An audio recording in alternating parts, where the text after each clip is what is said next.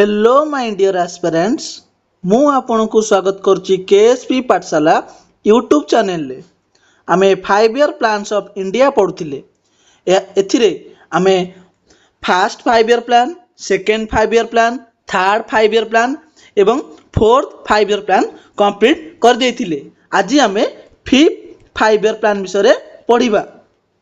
Fifth 5 year plan नो duration थिला 1974 रु 1978 1974 मसीहा रु 1978 मसीहा। एई फिफ्थ 5 ईयर प्लान बेले प्राइम मिनिस्टर किए थिले इंदिरा गांधी।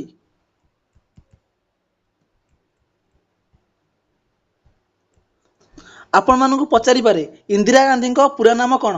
इंदिरा प्रियदर्शिनी गांधी। बुझी होची। Fifth 5 year plan no focus कौन थिला? Poverty eradication self reliance. Poverty eradication माने कौन? गरीबी हटाओ। ए स्लोगान टी किए थिले ना हमर पीएम इंदिरा गांधी। मन रखंतु एग्जाम रे मध्य पचारिछि। Based on which model? ना डीपी धार मॉडल। की ऑब्जेक्टिव्स कहि सारलिनी ना कौन? सेल्फ रिलायंस एंड कौन? Poverty eradication. बुझी होची। तापरे मेजर इनिशिएटिव कौन थिला?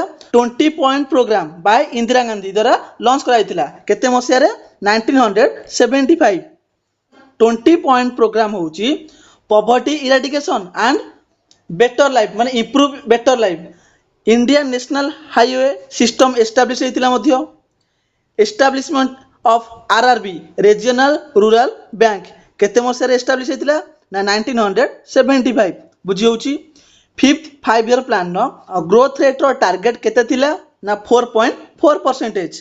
अचीव केते कला? ना 4.8%। माने कहयो गले एटा सक्सेसफुल हेतिला फिफ्थ 5 ईयर प्लान टी। बुझी होची। तले फिफ्थ कहि रखु चाउथ्री फिफ्थ 5 ईयर प्लान बेले हमर पीएम थिले इंदिरा गांधी। तांको द्वारा स्लोगान दियथिला कोन? ना गरीबी हटाओ based on DP Dhar model. 20 point programme launch हेतिला 1975 मसिया रे। आरआरबी रीजनल रूरल बैंक मध्य एस्टैब्लिश हेतिला। क्लियर? एरो ड्यूरेशन थिला केते? 1974 मसिया रु 1978 मसिया। बु 5 ईयर प्लान नो ड्यूरेशन केते? 5 वर्ष। किंतु फिफ्थ 5 ईयर प्लान नो ड्यूरेशन 4 वर्ष। 1974 मसिया रु 1978 मसिया। समस्त होला 5 वर्ष किंतु पंचमटा 4 वर्ष। मन के पंचमटा ही 4 वर्ष होईची। क्लियर?